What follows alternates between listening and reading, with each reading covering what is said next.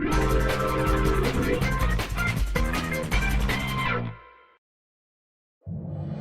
a point where it tips, there's a point where it breaks, there's a point where it bends, and a point we just can't take anymore. There's a line that will cross and there's no return. There's no place, no bridges left to burn anymore. We can't just wait with life to take until they think we're ready. Our enemies are gathering, our storm is brewing.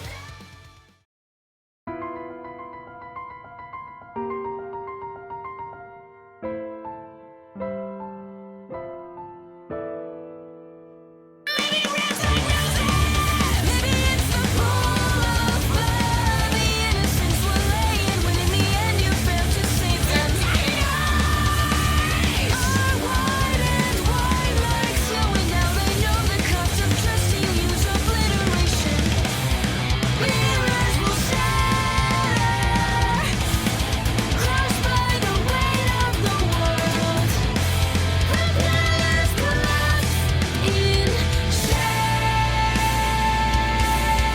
There'll be no rest, there'll be no love, there'll be no hero in the end who will rise above. And when it ends, the sky will crawl. The shining light will sink in darkness. Victory for hate, incarnate misery and pain for all. When it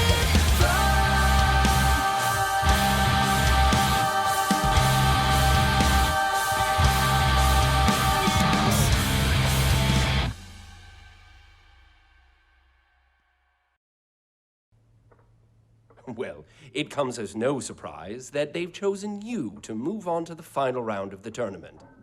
Your performance has been exemplary. Thank you, Professor Ozpin, but I would never have made it this far without my teammates. Personally, I think it's the other way around. I'm sorry, but I don't believe we've been introduced. Name's Crow. Crow is a trusted colleague of mine. Professor, if you don't mind me asking, why have you called me here? Please, take a seat. What is your favorite fairy tale? I'm sorry? Fairy tales. Stories from your childhood. Surely you must remember some of them. Well, there's the tale of the two brothers, the shallow sea, the girl in the tower. What about the story of the seasons? Oh, of course. A callous old man who refuses to leave his home is visited by 4 traveling sisters. The first understands his reclusive nature and urges him to use his time in solitude to reflect and meditate. The second brings him fruits and flowers, tending to his crops and revitalizing his garden. The third warms the man's heart, convincing him to step outside and embrace the world around him. And the fourth and final sister begs him to look at all that he has and be thankful. In return for their kindness, the man grants the maidens incredible powers so that they may continue to help others all over the world.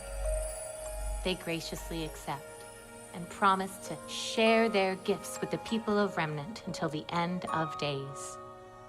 Winter, spring, summer, and fall. The 4 maidens. My mother loves that story. Would you believe me if I told you that one's been around since I was a boy? You're not that old, Professor. Well, would you believe me if I told you it was true? I beg your pardon? What if I were to tell you that there were 4 maidens existing in this world that could wield such tremendous power without dust? You mean like a semblance? Like magic. Yeah, first time hearing it's pretty crazy. You're serious? Do I look like I'm joking? No. Why are you telling me this?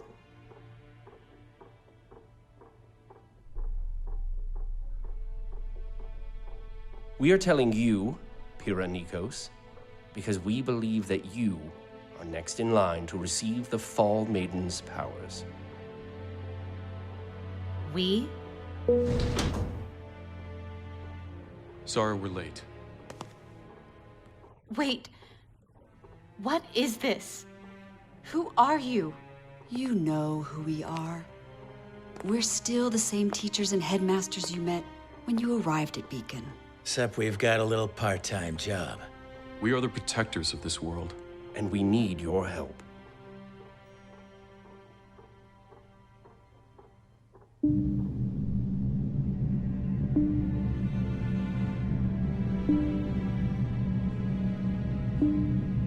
Where are we going? The vault, under the school.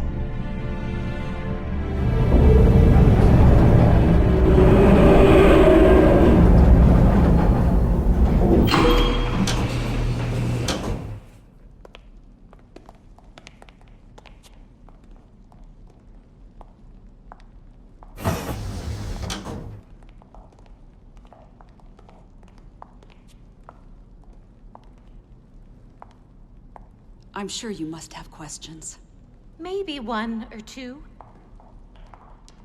I still don't understand. You said I was next in line to receive the Maiden's power. What do you mean by that? The Maidens have existed for thousands of years. But much like in nature, the seasons change. No two summers are alike. When a Maiden dies, her power leaves her body and seeks out a new host, ensuring that the seasons are never lost and that no individual can hold on to the power forever. So, how does the power choose? Through a series of stupid and convoluted rules. Crow. Hey, don't get mad 'cause I'm right. At first, the only thing that was certain was that the powers were specifically passed on to young women. But as time went on, it was discovered that the selection process was much more intimate. Intimate? As we understand it now, when a maiden dies, the one who is in her final thoughts is the first candidate to inherit her power. Unless it's a dude or some old hag. Then the power goes to someone random, and our jobs get a lot harder. Why tell me all of this now?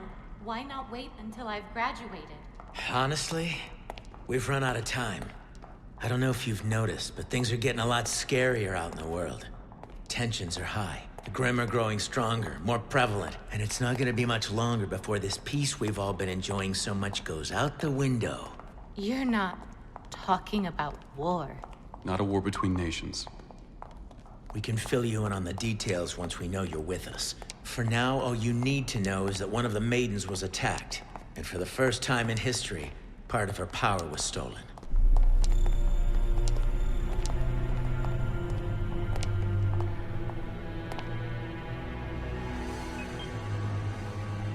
Is that... The current Fall Maiden, Amber. she's still alive? For now. We're using state-of-the-art Atlas technology to keep her stable. But there is a lot about this situation that is unprecedented. What do you mean? Well, we don't know what will happen when she passes. Won't her power just transfer to the next host? Look who's been listening. She is smart. Under normal circumstances, yes. But this is a delicate situation. It's not uncommon for the last thoughts of the slain to be of their attacker. And to make matters worse, no one's ever seen the power split like this before. For all we know, it will seek out its other half. Her assailant. And that would not bode well for any of us.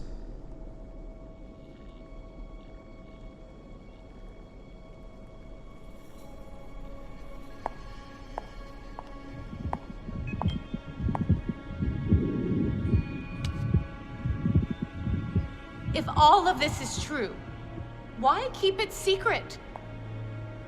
If this girl is so important, if we're truly on the brink of war, why not tell everyone? From what we understand, it used to be common knowledge. Excuse me? How do you think legends and fairy tales get started? Even the craziest ones come from somewhere.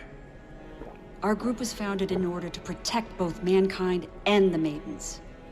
Those hungry for power hunted them with the hope of inheriting their strength. And as you can imagine, the ones that succeeded weren't exactly the kind of people you'd want to have unimaginable power.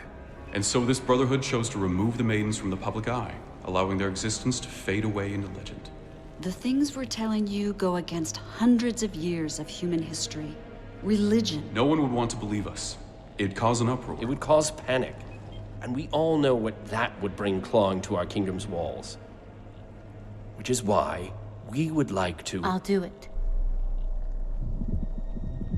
If you believe this will help humanity, then I will become your fall maiden.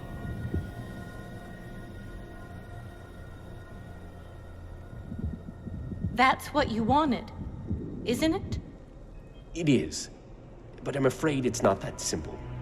Given Amber's condition, you won't be able to inherit her power naturally. However, General Ironwood believes he has a solution. For the past few years, Atlas has been studying aura from a more scientific standpoint. How it works, what it's made of, how it can be used. We've made significant strides, and we believe we found a way to capture it. Capture it and cram it into something else. Or in your case... That's Classified. wrong. The feeling is mutual. But desperate times call for desperate measures. And these are indeed desperate times. We can't transfer Amber's power to you, but we can give you what those powers are bound to. Her aura. Her life would become intertwined with yours. The question is... What's that gonna do to you?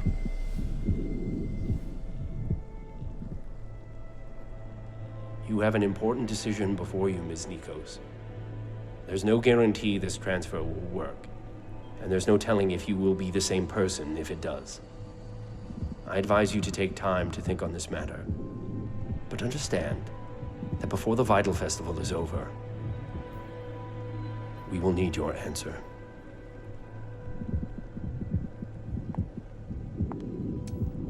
The assailant that attacked the Fall Maiden has made their first move. And there's no telling when their next move will be.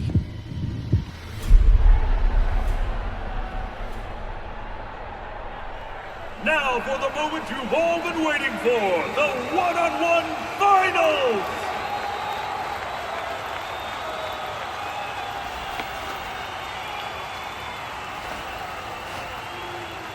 Barty, why don't you explain the rules? It's quite simple, Peter. Instead of a bracket system, each round of the finals will be randomly determined immediately before the match takes place. Much like any good hunt, there will be 0 time to prepare.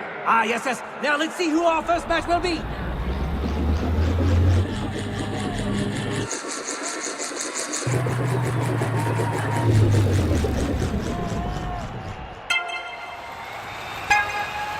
Yang Xiaolong and Mercury Black.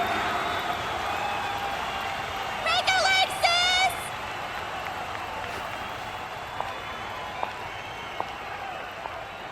Would all other combatants please leave the stage?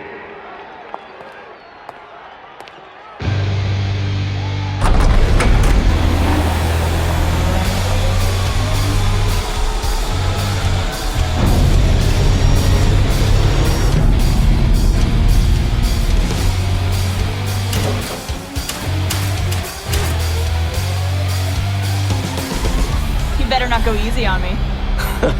You wish.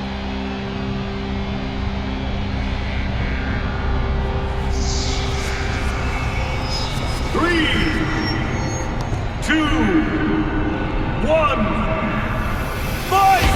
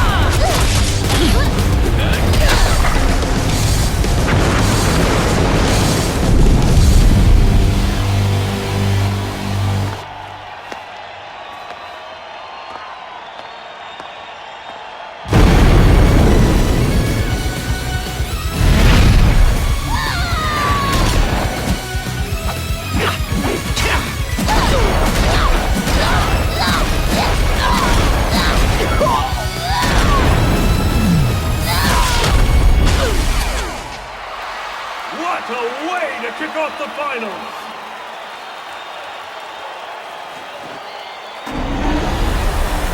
Yang Xiaolong wins! Yeah, you did it, sis! Way to go, Yang! Better luck next time. There's not going to be a next time, Blondie.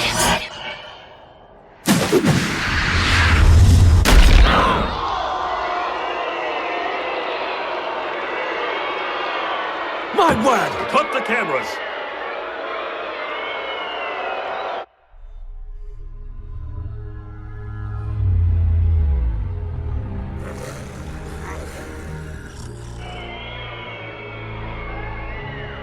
Ah, my leg! My leg! That's what you get, you little... Huh? Yang Xiaolong, stand down! What? Why? Mercury! Why'd she do that? Why'd she attack me?